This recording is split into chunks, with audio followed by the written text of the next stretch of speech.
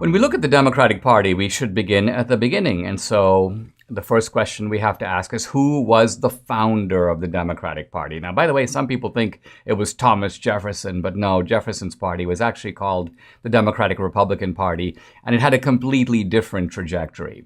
It sort of went out of business, you may say, in the 1820s. The real founder of the Democratic Party that we know now, is Andrew Jackson. Now, Andrew Jackson was a slave owner, and in that sense, he symbolized the Democratic Party as the party of slavery.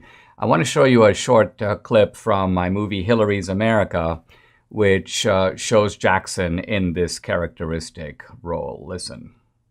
In addition to stealing the land of the Indians, the Jackson Democrats embraced another theft scheme: slavery. They imprisoned their slaves not on reservations, but on plantations. Jackson owned hundreds of slaves. Mr. Jackson! Betty here is getting a little uppity about her work. Please, Mr. Jackson. 50 lashes. Now, Jackson wasn't just a slave owner. He was a particularly large and vicious slave owner. He had hundreds of slaves. And by the way, American plantations in the 1820s were quite small. A lot of them had 1, 5, maybe 20 slaves.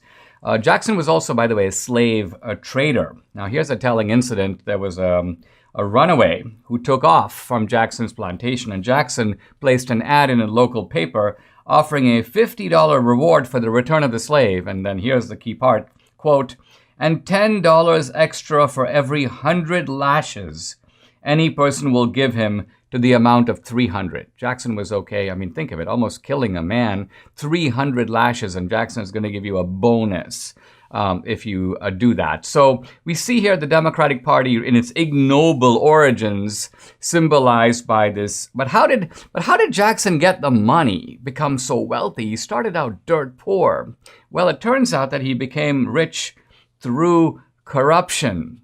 Sound familiar? In this sense, Jackson laid the pathway for later dirty, rotten scoundrels, people like Hillary Clinton, and as we'll see, Joe Biden. Now here I'm going to rely on Steve Inskeep's book. It's called Jackson Land, and it lays out the whole Jackson racket in sort of full flower. Basically what happened is Andrew Jackson, and this is, by the way, all before Jackson won the presidency. He won the presidency in 1828. He was reelected in 1832. So most people focus on that and upon the fact that he was so popular with the common man. He's sometimes thought to be like the president of the common man. But I want to show you how he obtained that popularity. He did so in kind of a familiar way. Now, when Jackson was before he was president, Jackson was sort of a military captain. And he got into his job, if you will, was to take on these Indian, quote, savages. And in Jackson's word, chastise them. This was Jackson's kind of euphemistic term for kill them. But interestingly, as Jackson pushed the American Indians, and this is, by the way, these are all these different tribes in places like Florida, stretching through the American South. We're talking about the Deep South region of Tennessee, the Chickasaw, the Choctaw, the Creek, the Cherokee, the Seminole. Now, what Jackson would do is, as he pushed the Indians further west, supposedly to clear space for white settlers, Jackson himself would realize all this land, which used to be Indian land, would now come up for sale. Well, this is where Jackson got kind of smart. He brought in a group of partners, and what those guys would do is they would go in early and bid on that land. This is kind of beautifully outlined in this book by Steve Inskeep. I'm quoting him now about Jackson. He shaped his real estate investments to complement his official duties and performed his official duties in a way that benefited his real estate interests. So what Jackson would do is, even before he chased the Indians off the land, he would send surveyors in to sort of assess the land. Then he would alert a group of investors, all friends of his, and together they would make a bid to purchase that real estate. So in this way, Jackson accumulated enormous wealth. He's kind of on the $20 bill. He really should be on the $100 bill. Why? Because he accumulated wealth to become a Tennessee plantation magnate and one of the largest slave owners later in the state. So this began this kind of democratic tactic of using your public office. Now, you might say, well, it's very different, Dinesh. Biden was doing it on the international stage. Hillary was renting out her foreign policy abroad. Jackson was doing this at home. But let's remember that the Indians were sort of independent nations. So for Jackson, this actually was foreign policy. This was Jackson carrying out American foreign policy. By the way, this was under the Madison administration, but doing so in a manner that would enrich himself. Now, Jackson is also responsible for vicious massacres of the American Indians, beginning a tradition that we need to talk about, namely, the Democrats do crimes, and then later in their history, they deplore the crimes, but they never blame themselves. They never take responsibility. They always blame the country. America did this. No, they never say it was us. It was the Democratic Party that pulled this off. So here's Jackson at Horseshoe Bend.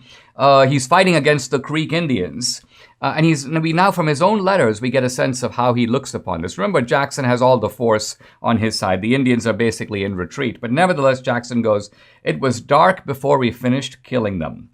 He estimated that about the 500 corpses, an additional 300 Indians were, quote, buried in their watery grave. Jackson said that his men cut off the noses of the dead Indians to make it easy to count the bodies. And he goes, afterwards, I had a little bit of a regret. He says, I killed a boy who was 5 or 6 years old. Why?